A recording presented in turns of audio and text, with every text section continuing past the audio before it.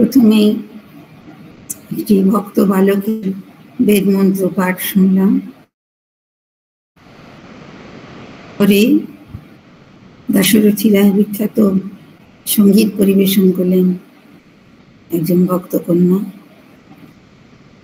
যে সুন্দর পরিবেশ রচিত হয়ে গেছে, আমরা এখন শ্রী শ্রী রামকৃষ্ণ কথা মেঘে পাঠ করব।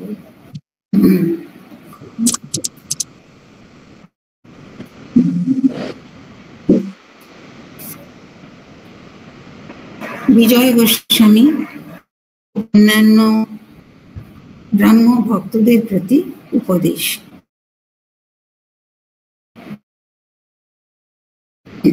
এটি ৭ম পরিচ্ছেদ।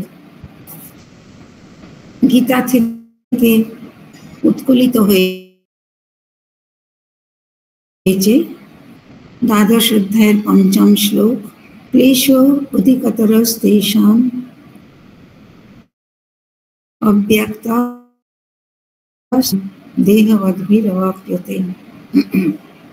ভক্তিযোগ এই যুগের ধর্ম, জ্ঞানযোগ এই যুগের ভক্ত বা সাধকের পক্ষে আচরণ করা খুব কঠিন। ঠাকুর তাঁর উপদেশের মধ্যে অনেকবার এই প্রসঙ্গ এনেছেন যে কলিতে নারদীয় ভক্তি, কলিতে ভক্তিযোগ। যদি আমরা সূক্ষ্মভাবে বিচার করি, যোগ চতুষ্টয়ের সংজ্ঞা আলোচনা করি, জ্ঞান, ভক্তি, কর্ম এবং যোগ অর্থাৎ রাজযোগ, এই 4টি মার্গের বা পথের যে কোনো একটি অবলম্বন করলে, মন প্রাণ ঢেলে সাধনা করলে, তদুপরি ঈশ্বরের কৃপা হলে আমরা সফল হতে পারি ওই সাধনায়। প্রত্যেকটি কিন্তু যেহেতু কলিতে অর্থাৎ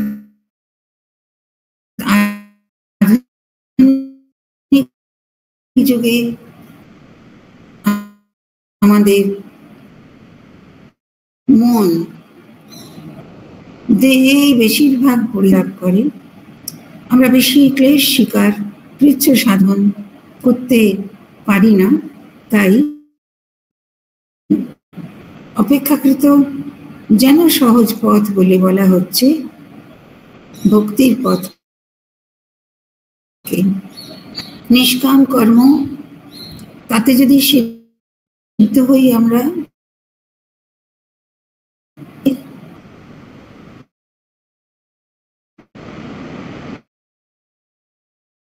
অগ্রসর হই, সার্থক হই, সেও একটা যোগ বা আসন প্রাণায়াম, ধ্যান প্রভৃতি সহায় ঈশ্বরের সঙ্গে যোগযুক্ত হওয়া। তো আধুনিক কালের মানুষের শরীর মনের যে তাতে ওই রাজ্য জ্ঞান যোগ, তবু আপনারা জানেন স্বামীজি গুরুত্ব দিয়েছেন কর্মযোগের উপর। অতি অধিকতর আমাদের পক্ষে সুগম মনে হয়। আর ঠাকুর বারবার সব পথই সত্য বলেও বলছেন, কলিতে ভক্তিযোগী শ্রেয়, যুগ ধর্ম।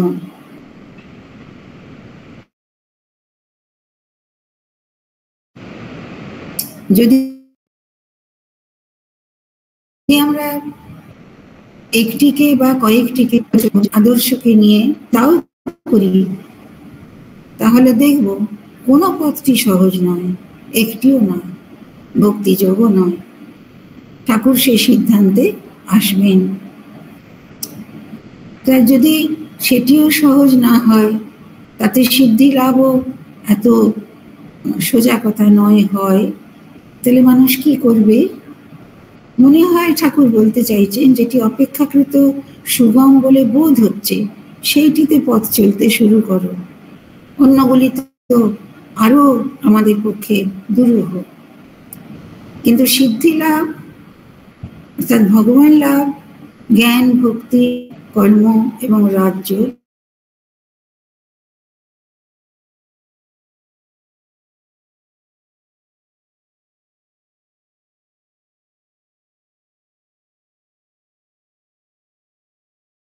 ভগবানেই প্রীতি, মনোযোগ, অনুরাগ থাকবে, আর কিছুতে আমাদের স্পৃহা থাকবে না। সে বড় কঠিন। দেখা যাক আমাদের এই অধ্যায়। ঠাকুর বলছেন ভক্তিযোগ, ঠাকুর বলছেন মানে মাস্টারমশাই, পূজনীয় মাস্টারমশাই অধ্যায়ের উপরে লিখে দিয়েছেন ভক্তিযোগ যুগ ধর্ম, জ্ঞানযোগ বড় কঠিন। পরের পংক্তিতে লিখে দিয়েছেন দাস আমি, ভক্তের আমি, বালকের আমি। এই বাক্যাংশগুলি ঠাকুর বারবার উচ্চারণ করেছেন। এবার আলোচনা করছেন বিজয়ের সঙ্গে। বিজয় কৃষ্ণ গোস্বামী ঠাকুর শ্রীরামকৃষ্ণদেবকে প্রশ্ন করছেন, মহাশয় আপনি বজ্জাত আমি ত্যাগ করতে বলেছেন, দাস আমিতে দোষ নয়?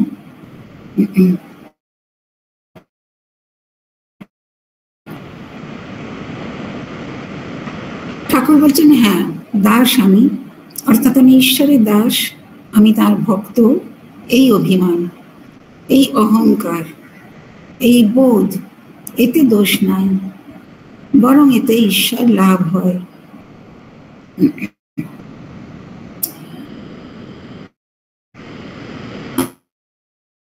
আপনি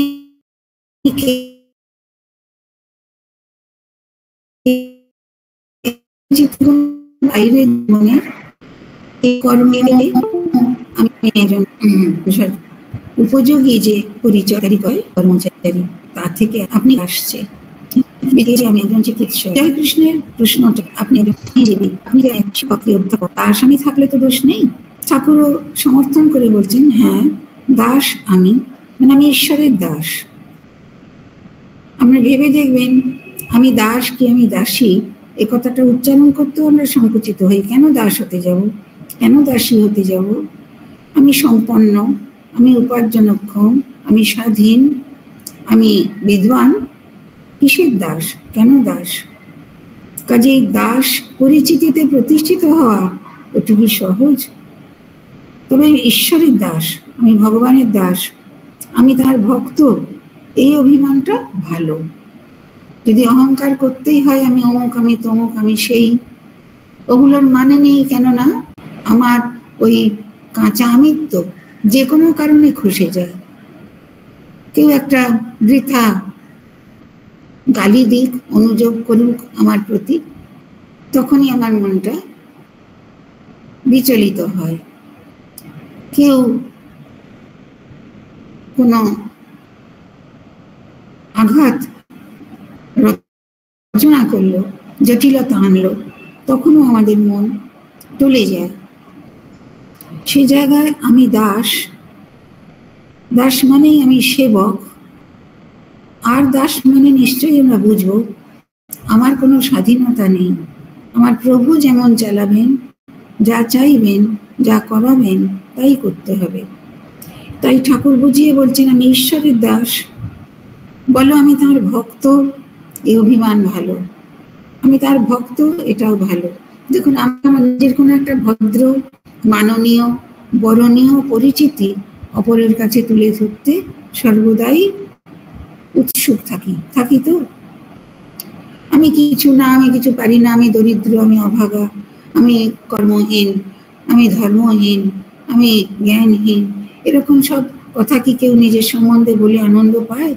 না, যাকে তাকে বলে তো না, বরঞ্চ মানুষ বানিয়েও বলে আমি এই পারি, ওই পারি, এই করি, সেই করি। কেমন নিজের প্রতিষ্ঠার জন্যে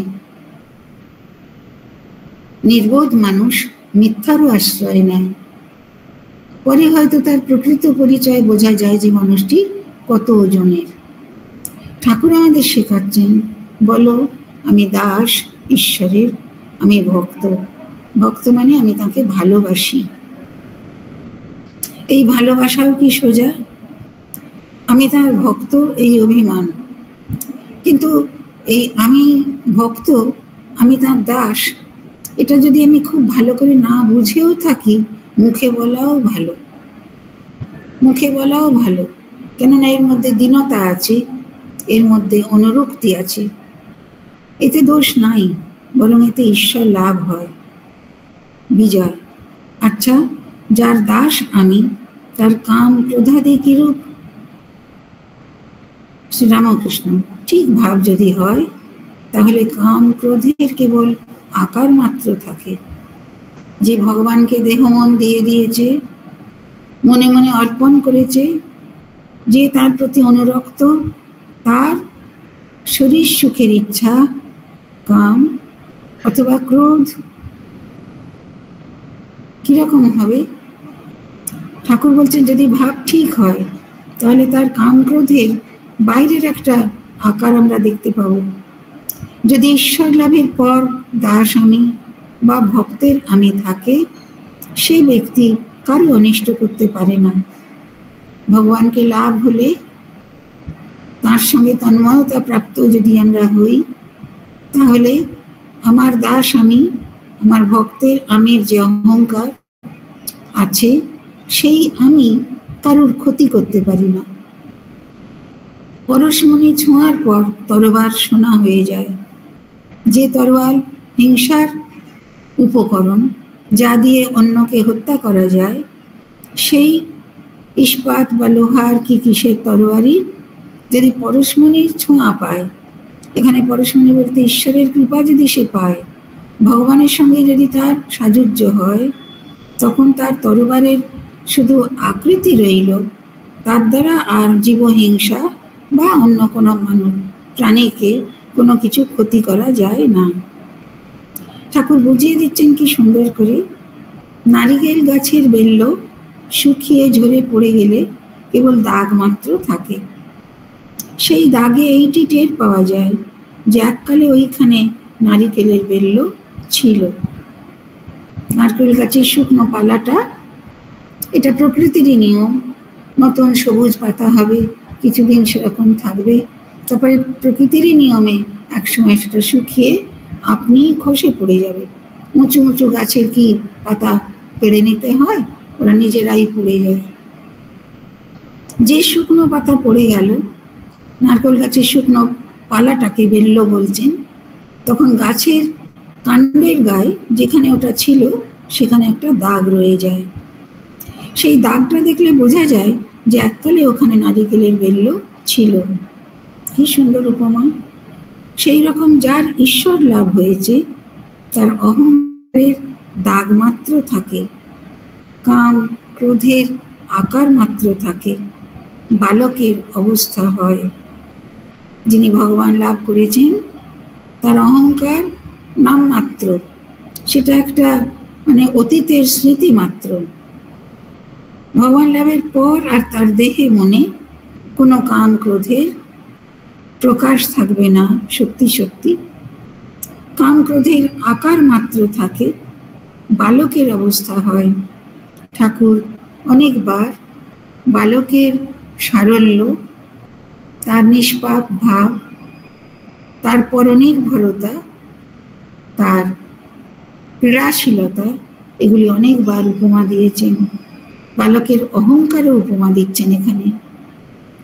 বালকের যেমন সত্য রজ তমগুণের মধ্যে কোনো গুণের আঁট নাই। আমাদের শাস্ত্রে বলা হয়েছে, মানব প্রকৃতিতে আছে সত্য রজ তম, 3 গুণের সমাবেশ। আমার আপনার সবার মধ্যে আছে, কোনোটা কম, কোনোটা বেশি, কোনোটা মাঝারি, কিন্তু আছেই আছে। বালকের সত্য রজ তম গুণের কোনো তীব্রতা থাকে না। সত্য বলতে মনের একটা প্রসন্ন শান্ত অবস্থা, রজ বলতে কর্মশীলতা, নানা বাসনা পূরণের ইচ্ছা, তম হচ্ছে নিদ্রা, আলস্য, প্রমাদ দিয়ে যে আমাদের সত্তাটা নিম্নগামী হয়, সেই ভাবগুলো, তো সেগুলো বালকের মধ্যে কোনোটা তীব্র নয়। বালকের কোনো জিনিসের উপর টান করতেও যতক্ষণ, তাকে ছাড়তেও ততক্ষণ। একখানা 5 টাকার কাপড় তুমি আধ পয়সার পুতুল দিয়ে ভুলিয়ে নিতে পারো। দিনে দিনে আমরা ঠাকুরের সময় থেকে আরো বেশি আধুনিক, আরো বেশি সালের দিক থেকে এগিয়ে আসছি। আমাদের মনে হয় যে ঠাকুরের দেওয়া তথ্য বা তার যে সংগৃহীত বার্তাগুলি তা দিনে দিনে অন্যরকম হয়ে গেছে, কিন্তু আমরা নিশ্চয়ই বুঝবো তার আসল বক্তব্যটা ঠাকুরের কি। এখন 5 টাকায় কাপড় কি হয়, 5 টাকায় একটা কি মিষ্টিও হয় না। আধ পয়সার পুতুল দিয়ে ভুলিয়ে নিতে পারো, পয়সা এখন আর নেই। আমরাই অনেকদিন ধরে টাকা কড়ির সঙ্গে পরিচিত হয়ে দেখছি 1 আনা 2 আনা পয়সা, 4 আনা উঠে গেল, 8 আনাও বোধহয় উঠে গেছে। 1 টাকা হচ্ছে নিম্নতম মুদ্রার রূপ, সেটা ছাড়ছি। আমাদের বক্তব্য এই যে খুব সামান্য মূল্য দিয়ে একটা বহুমূল্য জিনিস বালকের কাছ থেকে নেওয়া যায়। বালক যদি সামান্য জিনিসটাকে আকর্ষণীয় মনে করে, আধ পয়সায় একটা পুতুল আগেকার দিনে পাওয়া যেত, সেটা কোনো বালককে দিয়ে এটা তুমি নেবে, তোমার কাপড়টা আমাকে দাও, সে দেবে। তুমি ভুলিয়ে নিতে পারো, কিন্তু প্রথমে খুব আঁট করে বলবে এখন না, আমি দেবো না, আমার বাবা কিনে দিয়েছে। বালকের যে ভোগ্য পদার্থগুলি, ব্যবহার্যগুলি, সেগুলি তাকে বাবা মা দেন। আগেকার দিনে কেবল পিতারাই উপার্জন করতেন, তাই সংসারে যা কিছু দ্রব্য ক্রয় সংগ্রহ সেটা পিতা বা পিতৃস্থানীয় মানুষেরা এনে দিতেন ঘরে সবাইকে। তাই ছেলেটি বলছে আমি দেব না, বাবা, আমার বাবা কিনে দিয়েছে। তার বাবা, তার অতি প্রিয়, অতি নির্ভরযোগ্য, অতি আপনজন, তিনি সেটা তাকে উপহার দিয়েছেন। বালকের আবার সবাই সমান, ইনি বড় উনি ছোট এরূপ বোধ নাই। বালকের আর একটা গুণ কি, তার আপন পর বোধ থাকে না। আমরা এমনি দেখি শিশুরা চেনা মানুষ ছাড়া কারুর কাছে যেতে চায় না, বা মা ছাড়া কারুর কোলে আসবে না, সেটা শিশুবেলায়। বালক বলতে আর একটু বড়, তাদের মধ্যে কি থাকে, সবাই সমান। যত আত্মীয় স্বজন, বন্ধু, কাজের লোক, কর্মচারী, রাজা মহারাজা, তাদের সে দেখছে, তাদের মধ্যে কে বড় কে ছোট, কার দাম বেশি, কে তুচ্ছ মানুষ, এই সমস্ত সে অত বিচার করে না। বিশেষ করে ঠাকুর বলছেন জাতি বিচার নাই। আগেকার সমাজে পরিবারে জাতি বিচারটা প্রখর ছিল, তাই ব্রাহ্মণ, ক্ষত্রিয়, ব্রাহ্মণ, কায়স্থ এরাই সমাজের মধ্যে মাননীয় গণনীয় ছিলেন। বৈশ্যেরা অপেক্ষাকৃত যেন তুচ্ছ, অথচ বৈশ্যের কর্ম দ্বারা সমাজের অর্থনীতি স্থির থাকছে, উন্নত হচ্ছে, এটা আমরা জানি। টাকা কড়ির প্রয়োজন হলে, বেশি অর্থের প্রয়োজন হলে ব্রাহ্মণ বা কায়স্থ বৈশ্যের দ্বারস্থ হতে পারেন, হয়ে থাকেন। তারা অর্থ সরবরাহ করতে পারেন যেখানে তারা মনে করবেন, কিন্তু জাতি হিসাবে তাদের মাননীয় মনে করা হতো না। কথামৃততেই অন্যত্র আছে, আপনারা পেয়েছেন। অধর সেন হয়তো জাতিগতভাবে অত উন্নত নয়, তৃতীয় পর্যায়ের, তাই তার বাড়িতে আমন্ত্রিত ব্যক্তিরা আহার করতে সংকুচিত। অধর সেন সুবর্ণ বণিক, চলতি কথায় সোনার বেনে, এরকম কোনো কোনো বৃত্তিকে আগেকার দিনে নিচু মনে করা হতো। তাদের হাতে জল খাওয়া যায় না, তাদের বাড়িতে পাত পড়া যায় না, এরকম করে সমাজে বিধি ছিল, মানুষও মেনে চলতেন। সেই যুগটা এখন অতটা ওইভাবে চলছে এমন বলা যায় না, কিন্তু ঠাকুর বলছেন এই শিশু বা বালক তার মনে জাতির বিচার নেই। মা বলে দিয়েছে ও তোর দাদা হয়, সে ছুতোর হলেও এক পাতে বসে খাবে। সূত্রধর, কাঠের মিস্ত্রি, কামার, লোহার মিস্ত্রি বা কাজ করেন যিনি, এমনকি সোনার যিনি কাজ করেন, স্বর্ণকার, মণিকার, এদেরও সমাজে তাদের কাজের মূল্য নিশ্চয়ই স্বীকৃত হতো। কেমন তারা মানও একদিক থেকে পেতেন, কিন্তু পুজো আচ্ছা, তারপরেতে বিবাহ সম্পর্ক, সামাজিক লেনদেন, এসব ব্যাপারেতে তারা ছিলেন হীন। বালকের ঘৃণা নাই, সূচি অসুচি বোধ নাই। বালকের স্বভাব আরেকটা কি, তার ঘৃণা বোধ বলে কিছু নেই, সূচি অসুচি নেই। এগুলো মানব জীবনেই আমরা দেখি যে এই বোধগুলো যত মানুষ বয়সে পরিণত হয় এবং শিক্ষা দীক্ষা লাভ করে, ততই তার মধ্যে সূচি অসুচির বোধ, পবিত্র অপবিত্র এই বিচার, এগুলি আসে। বালকের সেসব নেই। ঠাকুর একেবারে সরলভাবে বলছেন, সে পায়খানায় গিয়ে হাতে মাটি দেয় না। আমরা শহরের মানুষ বা গ্রামেই থাকি আধুনিক মানুষ, আমাদের শৌচকর্মে সাবান টাবান লাগবে, না হলে আমরা মানুষকে অসভ্য বলবো, অমার্জিত বলবো। কিন্তু আগেকার দিনে গ্রামাঞ্চলে বা শহরেও শৌচাদির ব্যাপারে জল, মাটি, এই দুটি হচ্ছে উপকরণ, যা দিয়ে দেহ পরিচ্ছন্ন করা হলো, শুদ্ধ করা হলো। তো ঠাকুর সকৌতুকে বলছেন, ধরে নেব যে সে শৌচের পরে হাতে মাটি দেয় না, তার পবিত্রতার কোনো বাতিক নেই। আসলে যখন আমরা ছোট থাকি তখন আমাদের মধ্যে দিব্যতা, পবিত্রতা আপনিই রয়েছে। কোনো দ্রব্য বা বস্তু দিয়ে সুচিতা বিধান অথবা ঘৃণ্য বোধ করা কোনো মানুষকে তার জাতির কথা জেনে বা বুঝে এসবগুলো থাকেই না। মন অনেক উদার, পরিচ্ছন্ন। অবশ্য এমন নয় যে বালকের অবস্থাটা সারা জীবন পরিণত বয়স্ক মানুষও ধরে থাকবে, তা ঠিক নয়। কেউ কেউ সমাধির পরও ভক্তের আমি, দাস আমি নিয়ে থাকে। আমি দাস, তুমি প্রভু, আমি ভক্ত, তুমি ভগবান, এই অভিমান ভক্তের থাকে। ঈশ্বর লাভের পরও থাকে, সব আমি যায় না। আবার এই অভিমান অভ্যাস করতে করতে ঈশ্বর লাভ হয়, এরই নাম ভক্তিযোগ।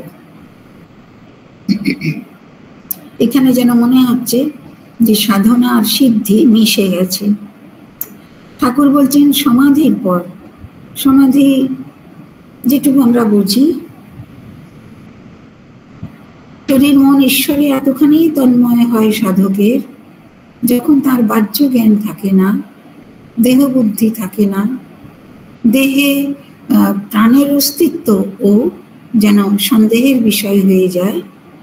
এমন একটি অবস্থায় যিনি লাভ করেছেন, তারপর সমাধি থেকে নেমে এসে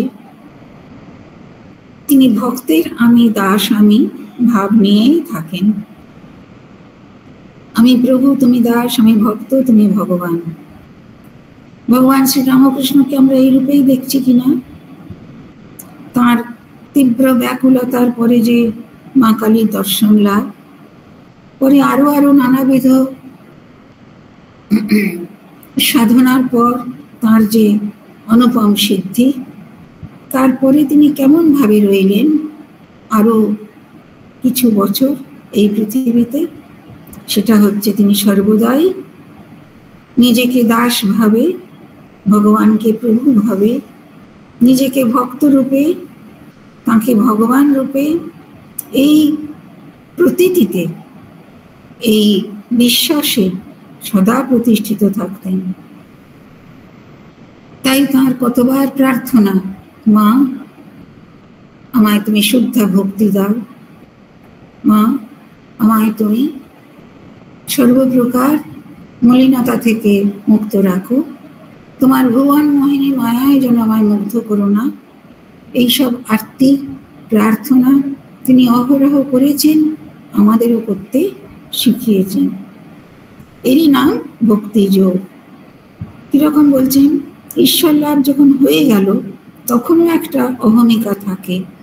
কি অহমিকা?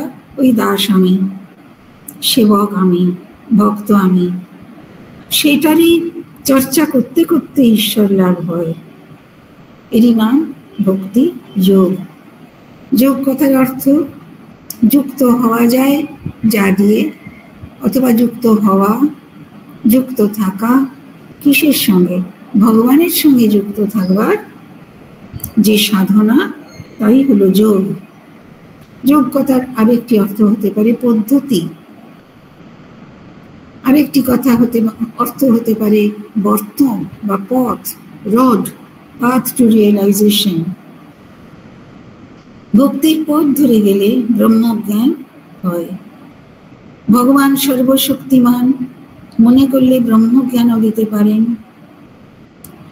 ব্রহ্মজ্ঞান কারা চায়? যারা জ্ঞান বিচারের পথ নিয়েছেন, জ্ঞানবাদী। ঠাকুর বলছেন ভক্তি দিয়ে এগোলেও ব্রহ্মজ্ঞান হয়, কারণ আমি যাকে ডাকছি তিনি সর্বশক্তিমান, তিনি সর্বপ্রকার মত পথের অধীশ্বর, তাঁর হাতে সর্বপ্রকার ফলদানের ক্ষমতা রয়েছে। মনে করলে ব্রহ্মজ্ঞানও দিতে পারেন, কিন্তু ভক্তেরা প্রায় ব্রহ্মজ্ঞান চায় না। যারা ব্রহ্মবাদ, যারা জ্ঞানবাদী, তাদের শেষ লক্ষ্য কি? ভগবানের সঙ্গে একাকার হয়ে যাওয়া। বা তাদের মহাবাক্যগুলো কি বলছে? অহং ব্রহ্মাস্মি, আমি ব্রহ্ম। তো ভক্ত এই এত বড় স্পর্ধা করতে চায় না। স্পর্ধা যদি নাও মনে করি, ভগবানের সঙ্গে সে কোনো দূরত্ব রাখতে চায় না, নৈকট্য চায়। তাই বলছে আমি দাস, তুমি প্রভু, আমি ছেলে, তুমি মা, এই অভিমান রাখতে চায়। যারা বেদান্ত বিচার করেন তারাও তো তাকে পান? বিজয় কৃষ্ণ জিজ্ঞাসা করছেন। যারা ব্রহ্মজ্ঞান লাভ করতে চান, বেদান্তের সাধনা করেন, যারা নিরাকার পরব্রহ্মের ধ্যান করেন, তারাও তো তাকে পান? ঠাকুর বলছেন হ্যাঁ, বিচার পথেও তাকে পাওয়া যায়। একেই জ্ঞানযোগ বলে। বিচার পথ বড় কঠিন। তোমায় তো সপ্তভূমির কথা বলেছি। সপ্তভূমিতে মন পৌঁছিলে সমাধি হয়। ব্রহ্ম সত্য, জগৎ মিথ্যা, এই বোধ ঠিক হলে মনের লয় হয়, সমাধি হয়। সপ্তম ভূমির কথা বেদান্তে আছে। মনের স্তর সেখানে 7টি দেখানো হয়েছে। পক্ষান্তরে তন্ত্র মতে মনের স্তর সেখানকার আচার্যগণ বলেছেন ষটচক্র, 6টি স্টেজ। মানব শরীরে সহস্রার থেকে শরীরের নিম্নতম অংশ পর্যন্ত এর মধ্যে 6টি পদ্ম, 6টি স্তরের কথা বলছে সাধনার। বেদান্তে বলা হয়েছে সপ্তম ভূমির কথা। আর বেদান্তের মূল বাক্য কি? ব্রহ্ম সত্য, জগৎ মিথ্যা। এই বোধ যদি সাধকের ঠিক জানা হলো, তখন মনের লয় হয়, মনের ক্রিয়া চলে বন্ধ হয়ে যায়, সমাধি হয়। কিন্তু বলিতে জীব অন্নগত প্রাণ। অন্নগত প্রাণ মানে আমরা যা বুঝি তাই বলি।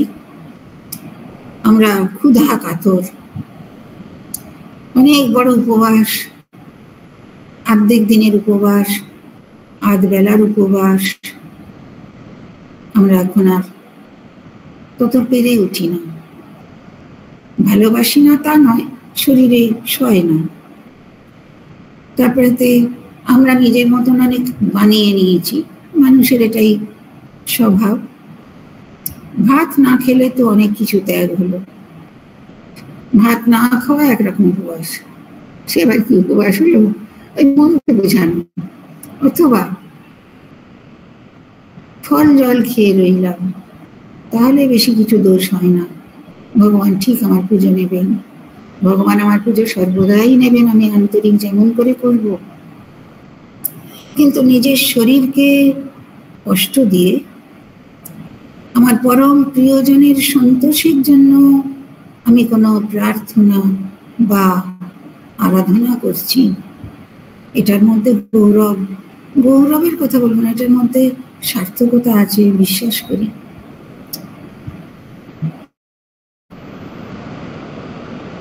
এই লক্ষণের ফল ধরার কথা মনে পড়ে। রামচন্দ্র বনবাসের সময় ফলমূল আহরণ করে লক্ষণের হাতে দিয়ে বলছেন, লক্ষণ ধরো। এরকম গল্প আছে, আপনারা জানেন। লক্ষণ ধরতেন এবং রাখতেন। এবার যখন সব কিছু চোখে বুকে গেল, তখন রামচন্দ্র জানলেন যে লক্ষণ একদিনও খাননি কিছু। 14 বছর বনবাসের মধ্যে ঘুমাননি কোনোদিন। ঘুমাননি কেন? তিনি রামচন্দ্র সীতা দেবীর কুটির পাহারা দিতেন। তো রামচন্দ্র বলছেন, তোমাকে যে আমি এত এত ফল এনে দিলাম, কি করলে? উনি বলছেন, সবই যা আপনাদের দেবার দিয়েছি, যা অবশিষ্টতা রাখা আছে। বলে উনি ওর বিরাট তুনির বার করে তা থেকে নাকি ফল বার করে করে বলছেন, অত অত হিসেব দিচ্ছেন। তাতে রামচন্দ্র আবারও বলছেন, আচ্ছা 2-3টে ফল কম লাগছে কেন, সেইগুলো কোথায় গেল? তখন লক্ষণ বলছেন, যেদিন মা সীতা হরণ হলেন আমরা অত্যন্ত শোকার্ত, সেদিন ফল আহরণ হয়নি। যেদিন রাবণ বিজয় হলো সেদিন আমরা এত আনন্দিত, সেদিনও ফল আহরণ হয়নি। এই যে ত্যাগ, এই যে তপস্যা, এই যে সত্যানুরাগ, এইগুলো করবার মতন আমাদের দেহ মনের উপর নিয়ন্ত্রণ আজকের মানুষের কোথায়? তাই বলছেন, কলিতে জীব অন্নগত প্রাণ, ব্রহ্ম সত্য জগৎ মিথ্যা কেমন করে বোধ হবে? আমরা যদি ঘন্টা অন্তর অন্তর খাই খাই করি, তাহলে আমরা কি করে বলবো যে ব্রহ্ম সত্য জগৎ মিথ্যা? সে বোধ দেহ বুদ্ধি না গেলে হয় না, সেই বোধ দেহ বুদ্ধি না গেলে হয় না। আমি দেহ নই, আমি মন নই, চতুর্বিংশতি তত্ত্ব নই, আমি সুখ দুঃখের অতীত, আমার আবার রোগ শোক জরা মৃত্যু কই। এসব বোধ কলিতে হওয়া কঠিন। যদি আমরা সত্যনিষ্ঠ হই, আমরাও ঠাকুরের কথা মানব। আমার আবার রোগ শোক কোথায়, আমার আবার সুখ দুঃখ কি, আমার আহার বিহারের কোনো প্রয়োজন নেই, জরা মৃত্যু কিছু নেই, এগুলো বললে পরে হাসির কথা হয়। আমরা তাতেই পর্যুদস্ত হয়ে রয়েছি। যে পরিমাণ আহারের এখন আয়োজন, ওটা আগের দিনের মানুষ ভাবতে পারতেন না। উৎসবে আনন্দে আহারের বিলাস হবে বা আয়োজন বড় করে হবে, সেটা অন্য কথা। কিন্তু প্রতিদিনের আহার বিহারে আহারে এত রকমের সতর্কতা, এত রকমের পুষ্টি বিচার, এত রকমের মুখরোচকের ধান্দা, এত রকমের কি বলবো ধনীর অহংকারের প্রকাশের যে আয়োজন আজকের সমাজে, আজকের আপনার আমার জীবনের মধ্যে, সেটা তো আমরা বলতে পারি না যে এইসব আমার কিচ্ছু নেই। যত বিচার করো, কোনখান থেকে দেহাত্ম বুদ্ধি এসে দেখা দেয়। যত বিচার করো, আমি দেহ নই, মন নই, আমি আত্মা, আবার হাত ব্যথা, পা ব্যথা, মাথা ব্যথা লেগেই আছে। কত কি অশ্বত্থ গাছ এই কেটে দাও, মনে করলে মূল শুদ্ধ উঠে গেল, কিন্তু তার পরদিন সকালে দেখো গাছের একটি ফেঁকড়ি দেখা দিয়েছে। দেহ অভিমান যায় না। অশ্বত্থ গাছের সঙ্গে তুলনা করেছেন আমাদের দেহ বুদ্ধি। আমরা বেঁচে আছি, ভালো আছি, এটা সাধারণ কথা, কিন্তু শরীরের জন্য সারাদিন অনেক চিন্তা। যে যত বেশি শরীর চিন্তা করে, সে তত বেশি জ্ঞান ভক্তি থেকে পিছিয়ে যায়, এটা মনে করি। কিন্তু দেহ বুদ্ধি এসেই যাচ্ছে। তাই ভক্তিযোগ কলির পক্ষে ভালো আর সহজ। আর চিনি হতে চাই না, চিনি খেতে ভালোবাসি। আমার কখনো এমন ইচ্ছা হয় না যে বলি আমি ব্রহ্ম। আমি বলি তুমি ভগবান, আমি তোমার দাস।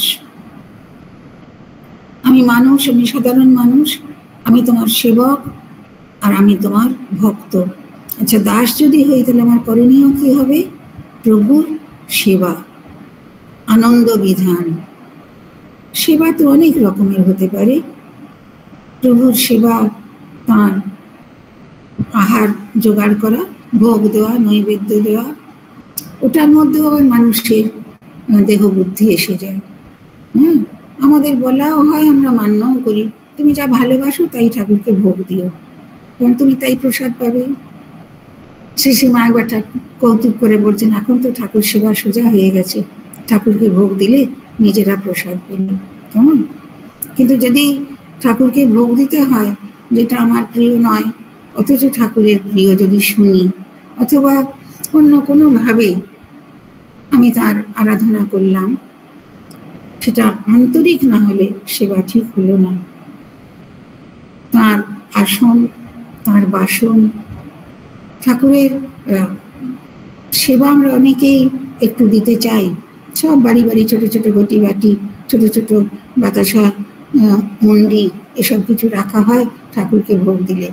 আচ্ছা, নিজেদের জন্য তো ফুল সাইজ সমস্ত জিনিস আসে, ঠাকুরের বেলা অতটুকুটুকু কেন? তখন বিচার করি, ঠাকুর কি আর খান? আমার করতে হয় তাই দিই। অথবা ঠাকুর ওইটাতেই তৃপ্ত হন, মানুষ ওতে তৃপ্ত হয় না। জ্ঞানের কথা বলি, কিন্তু সত্যি সত্যি ভাবতে গেলে তার সুখকর হবে, তার প্রিয়ঙ্কর হবে, তিনি সন্তুষ্ট হবেন এমন কি কি সেটা জানি না। শুধু এটুকু অন্তত ভাবতে পারি, আমি সৎ, আমি সত্যপরায়ণ, আমি পরদুঃখ কাতর, আমি দয়ালু, আমি সৎভাবে উপার্জন করে এটুকু তোমায় দিতে পারি, করতে পারি, তুমি নাও। তাই আমি তোমার দাস, তোমার জন্যে খাটি। উপার্জন লোকে করে ছেলে মেয়ে আত্মীয় স্বজনের জন্য, ভবিষ্যতের সঞ্চয়ের জন্য, পরবর্তী প্রজন্মের জন্য রেখে যাওয়ার জন্য। সে তো দাসের কাজ ঠিক হলো না। ভগবানের দাস হয়ে কাজ হলো তার যাতে আনন্দ হয় সেইটি করা। তিনি কিসে আনন্দ পান? তিনি ভজন কীর্তন, সৎগ্রন্থ পাঠ, সৎ জীবনযাপন, সৎকর্ম দেখলে পরে আনন্দ পান। পঞ্চম ভূমি আর ষষ্ঠ ভূমির মাঝখানে বাজ খেলানো ভালো। ষষ্ঠ ভূমি পার হয়ে সপ্তম ভূমিতে অনেকক্ষণ থাকতে আমার স্বাদ হয় না। বেদান্ত মতের যে চূড়ান্ত সাধনার সিদ্ধি সপ্তম ভূমিতে আরোহণ, সেইটা ঠাকুর বলছেন আমার অনেকক্ষণ সেই অবস্থায় থাকতে ইচ্ছা করে না। তার কি ইচ্ছা করে? আমি তার নাম গুণগান করব, এই আমার স্বাদ। ওই যে বললাম, তার প্রিয় হচ্ছে ভজন কীর্তন, আন্তরিক, লোক দেখানো নয়, সভায় গিয়ে নয়, নাচানাচি বড় একটা নয়, আপন মনে তার নাম, তার স্তব, তার সঙ্গীত মনে মনে করা, এইটি আমার স্বাদ। সেটি তিনি কান পেতে শোনেন, তার আনন্দ হয়। সেব্য সেবক ভাব খুব ভালো। তিনি সেব্য, মানে তিনি আমার সেবার পাত্র, আমি তার সেবা করবার দাস, সেবক। যদি সেবা কথাটা বিশ্লেষণ করি, যে কোনোভাবে, যে কোনো সদুপায় কাউকে সাহায্য করাই সেবা।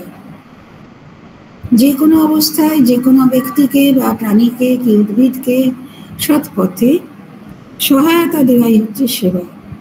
আচ্ছা, ভগবানের কি সেবা লাগে? ভগবান তো সর্বেশ্বর, আমরা তো তাঁর সৃষ্টির অধীন। তাঁর কি প্রয়োজন আমাদের সেবার? তাঁর প্রয়োজন নেই। তিনি আমাদের সেবার পরোয়া করেন না। আমরা করে ধন্য হই যদি আমার বিশ্বাস থাকে। সেব্য সেবক ভাব খুব ভালো। দেখো গঙ্গারই ঢেউ, ঢেউয়ের গঙ্গা কেউ বলে না। দেখো গঙ্গারই ঢেউ, নদীতে আপনি বাতাস লেগে ঢেউ ওঠে, ঢেউয়ের গঙ্গা কেউ বলে না। আমি সেই, এই অভিমান ভালো নয়। আমি ঈশ্বর, অহং ব্রহ্মাস্মি বেদান্ত বাক্য বটে, যিনি বলেন বলুন, তারা আমাদের মাথায় থাকুন। আমি সেই কথা বলতে পারি না, আমি তার যোগ্য নই। আমি আপনি তো তুচ্ছ। ভগবান শ্রী রামকৃষ্ণদেব এই অবতারে আমাদের শেখাবার জন্য বলছেন আমি সেই, এই অভিমান ভালো নয়। কেন নয়?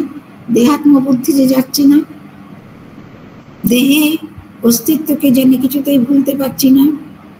একটা ভালো কাজ করব বলে আলো পাখা জ্বালিয়ে বসলাম, তবু একটা মশা কামড়ালো, ব্যাস মনটা সেখানে চলে গেল, তার উপর রাগ হলো, পারলে তাকে মারা হলো। হ্যাঁ, তারপরে তো ওটা তো হতেই পারে, কিন্তু আমার মন ওটাতেই ঠেকে যাচ্ছে। যে মন নিয়ে আমি পড়তে বসলাম, কি জব করব, কি একটা বড় কাজে যুক্ত হয়েছি, সেখানে একটা সামান্য পতঙ্গ আমার যে মনঃসংযোগ, আমার যে ভক্তি, আমার যে অনুরাগ, তাকে বিধ্বস্ত করে দিতে পারে। কেন? আমার শরীরটাই সর্বস্ব। দেহাত্মবুদ্ধি থাকতে যে অভিমান করে তার বিশেষ হানি হয়। যার দেহ বুদ্ধি রয়েছে, কার? আমি তো জানি আমার আছে, আমি জানি আর অনেকের আছে। যিনি বলবেন আমার নেই, তাকে আমার দেখতে ইচ্ছা করে। সাধারণ মানুষের দেহাত্ম বুদ্ধি থাকেই, কারোর কম কারোর বেশি, এটা হতে পারে। এবং কেউ অতিক্রম করবার চেষ্টা করছেন, কেউ দেহবুদ্ধি নিয়েই আনন্দে আছেন। যার অনেক রকমের লোশন, অনেক রকমের ক্রিম, অনেক রকমের রং, অনেক রকমের যন্ত্র আছে শরীরটাকে সুন্দর, পরিষ্কার, আকর্ষণীয় আরো কি কি করবার জন্য, সে মানুষটি ভগবানের মন প্রাণ সব ঢেলেছে, কখনো হয়? হতে পারে। কিন্তু যে দেহবুদ্ধি রেখে, দেহবুদ্ধি রয়েছে, অথচ অভিমান করে বলে, অহংকার করে আমি ভগবান, তার বিশেষ হানি হয়, ক্ষতি হয়, এগোতে পারে না, ক্রমে অধঃপতন হয়। সাধনা করতে গিয়ে মানুষ যদি আত্মবঞ্চনা করে, নিজেকেই নিজে ঠকায়, তার আগে 5 জনের কাছে ভক্তের, জ্ঞানীর, যোগীর অভিধা পেতে চায়, তাহলে পরে তারই অধোগামিতা দেখা দেয়। তার মন নিচে চলে যায়, তার সমস্ত সাধনা নষ্ট হতে থাকে। সে পরকে ঠকায়, প্রতারণা করে, আবার নিজেকে ঠকায়, নিজের অবস্থা বুঝতে পারে না। পরকে ঠকানো একটা খুব বড় পাপ, তার থেকেও বড় দুর্বলতা বা অন্যায় হচ্ছে নিজেকে ঠকানো। কিন্তু ভক্তি অমনি করলেই ঈশ্বরকে পাওয়া যায় না। শুধু আমি ভক্তি সাধনা করছি, আমার ভক্তি আছে, এই বললেই হবে না। প্রেমা ভক্তি না হলে ঈশ্বর লাভ হয় না। শুধু ভক্তি হলো ভালোবাসা, তার কম বেশি প্রগাঢ় হতে পারে। আর প্রেমা ভক্তি মানে সেটা হচ্ছে অনুরাগ, সত্যি সত্যি অন্তরের। প্রেমা ভক্তির আরেকটি নাম রাগ ভক্তি। রাগ কথার সাধারণ অর্থ হচ্ছে অ্যাঙ্গার, ক্রোধ। আরেকটি রাগ কথার অর্থ হচ্ছে টান, আকর্ষণ, অনুরাগ। রাগ ভক্তি, প্রেম অনুরাগ না হলে ভগবান লাভ হয় না। ভগবানের প্রতি যদি আন্তরিক, প্রকৃত, প্রবল আকর্ষণ না হয়, তিনি আমাদের ধরা দেন না। ঈশ্বরের উপর ভালোবাসা না এলে তাকে লাভ করা যায় না। স্মরণ করি ঠাকুরের একটি গল্প। কোনো এক ব্রাহ্মণ বাড়িতে দেব সেবা আছে, তিনি কোনো কাজে বেরিয়ে যাচ্ছেন। তার বালক সন্তানকে বলছেন, পুত্রকে, আজ তুই ঠাকুরকে ভোগ দিস, হ্যাঁ আমার কাজ আছে, তাকে খাওয়াবি বলে তিনি বেরিয়ে গেলেন। বাড়ির মেয়েরা মায়েরা ভোগ রচনা করে ঠাকুর ঘরে তুলে দিল। ছেলেটি পুজো যা শিখেছে তাই জেনে সে ভোগের সামনে বসে ঠাকুরকে ডাকতে লাগলো, ঠাকুর এসো, আসনে এসে বসো, তুমি খাও। ঠাকুর নড়েন না, চড়েন না, উত্তরও দেন না, খানও না। আবার সে অনুনয় বিনয় করে বলতে লাগলো, বাবাজি বলেই গেছেন তোমাকে খাওয়াতে, তুমি না খেলে কি করে হবে, তুমি এসো খাও। বলে সে কাঁদতে লাগলো, এমন কাঁদতে লাগলো আকুতি নিয়ে ভগবান এসে বসে খেয়ে চলে গেলেন। ছেলে দরজা খুলে বাইরে এলো, মায়েরা বললে কই প্রসাদ নামিয়ে দে। সে বললে প্রসাদ কই, কেন কি হলো, ঠাকুর যে সব খেয়ে গেছেন। ঠাকুর খেয়ে গেছেন, এ কখনো হয়? বলে তারা এসে উপরে দেখেন সত্যিই তাই। এই হলো ভক্তির প্রেমা ভক্তি, আন্তরিক অনুরাগ। সে বালক, সে দায়িত্ব পেয়েছে বাবার কাছ থেকে ঠাকুরকে খাওয়াবার, সে না খাইয়ে ছাড়বে না। সে বসে কাঁদতে লাগলো, কোনো উপকরণ লাগে না ভগবানের কাছে, শুধু কাঁদতে পারলেই হলো। ঠাকুর করুন আমাদের যেন সেই অনুরাগের কণাও আসুক।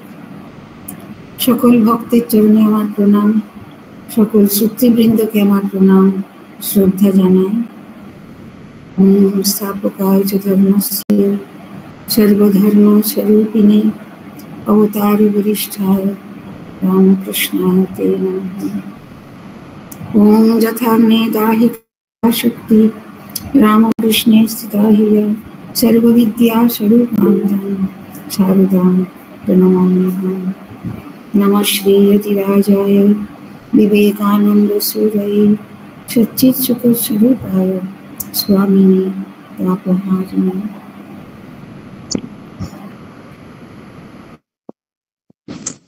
প্রণাম মা। মাতাজি শ্রী চরণে আমি সকলের হয়ে প্রণাম জানাই।